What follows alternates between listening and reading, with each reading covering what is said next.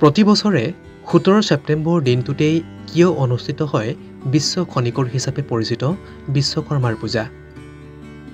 হিন্দু ধৰ্মীয় সকলো দেৱ-দেৱীৰ পূজাৰ তিথি নিৰ্ভৰ কৰে চন্দ্ৰৰ গতি আৰু প্ৰকৃতিৰ ওপৰত। পঞ্জিকা অনুসৰি বাকী দেৱ-দেৱীসকলৰ পূজাৰ দিন-বাৰ নিৰ্ধাৰিত কৰা হয়, কিন্তু বিশ্বকৰ্মাৰ পূজাৰ দিন নিৰ্ধাৰণ হয় সূৰ্যৰ গতি আৰু প্ৰকৃতিৰ ওপৰত।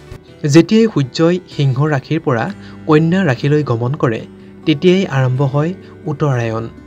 লগে লগে সাৰ পাই উঠে নিদ্ৰাৰত দেৱ-দেৱীসকল। ঠিক এই সময়তে অনুষ্ঠিত কৰা হয় বিশ্বকৰ্মাৰ পূজা।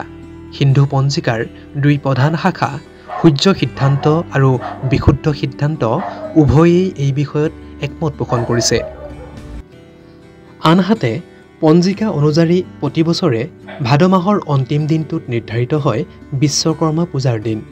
পঞ্জিকা মতে ভাদ সংক্ৰান্তিৰ পূৰ্বৰ 5টা মাহৰ নিৰ্ধাৰিত দিনৰ সংখ্যা হৈছে 156 দিন।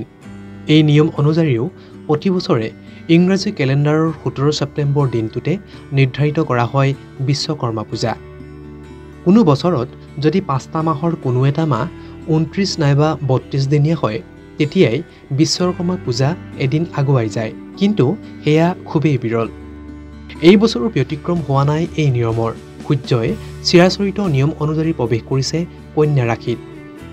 হিন্দ্ৰেহী হোৱা নাই পঞ্জিকাৰ নীতি নিয়ম। এনেদৰেই বিগত বৰ্ষসমূহৰ দৰে এইবাৰো বিশ্বকৰ্মা পূজা 17 ছেপ্টেম্বৰতেই অনুষ্ঠিত হ'ব।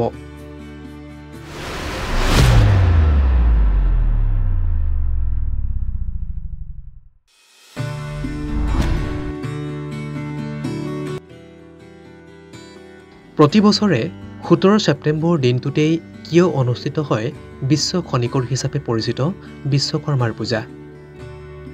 হিন্দু ধৰ্মীয় সকলো দেৱ-দেৱীৰ পূজাৰ তিথি নিৰ্ভৰ কৰে চন্দ্ৰৰ গতি আৰু প্ৰকৃতিৰ ওপৰত। পঞ্জিকা অনুসৰি বাকী দেৱ-দেৱীসকলৰ পূজাৰ দিন-বাৰ নিৰ্ধাৰিত কৰা হয়, কিন্তু বিশ্বকৰ্মাৰ পূজাৰ দিন নিৰ্ধাৰণ হয় সূৰ্যৰ গতি আৰু প্ৰকৃতিৰ ওপৰত। যেতিয়াই সূৰ্যই সিংহ ৰাশিৰ পৰা কন্যা ৰাশিলৈ গমন কৰে, তেতিয়াই আৰম্ভ হয় উত্তৰায়ণ। লগে লগে সাৰ পাই উঠে নিদ্ৰাৰত দেৱ-দেৱীসকল। ঠিক এই সময়তে অনুষ্ঠিত কৰা হয় বিশ্বকৰ্মাৰ পূজা। হিন্দু পঞ্জিকাৰ দুই প্ৰধান শাখা সূৰ্য সিদ্ধান্ত আৰু বিশুদ্ধ সিদ্ধান্ত উভয়েই এই বিষয়ত একমত পোষণ কৰিছে। আনহাতে পঞ্জিকা অনুযায়ী প্ৰতি বছৰে ভাদ মাহৰ অন্তিম দিনটোত নিৰ্ধাৰিত হয় বিশ্বকৰ্মা পূজাৰ দিন। পঞ্জিকা মতে ভাদ সংক্ৰান্তিৰ পূৰ্বৰ 5টা মাহৰ নিৰ্ধাৰিত দিনৰ সংখ্যা হৈছে 156 দিন। এই নিয়ম অনুযায়ীও প্ৰতি বছৰে ইংৰাজী কেলেণ্ডাৰৰ 17 ছেপ্টেম্বৰ দিনটোতে নিৰ্ধাৰিত কৰা হয় বিশ্বকৰ্মা পূজা। কোনো বছৰত যদি 5টা মাহৰ কোনো এটা মাহ 29 নাইবা 32 দিনীয়া হয়, তেতিয়াই বিশ্বকৰ্মা পূজা এদিন আগুৱাই যায়, কিন্তু সেয়া খুবেই বিৰল। এই বছৰো ব্যতিক্ৰম হোৱা নাই এই নিয়মৰ। সূৰ্যই চিৰাচৰিত নিয়ম অনুযায়ী প্ৰৱেশ কৰিছে কন্যা ৰাশিত। হিন্দ্ৰেহী হোৱা নাই পঞ্জিকাৰ নীতি নিয়ম। এনেদৰেই বিগত বৰ্ষসমূহৰ দৰে এইবাৰো বিশ্বকৰ্মা পূজা 17 ছেপ্টেম্বৰতেই অনুষ্ঠিত হ'ব।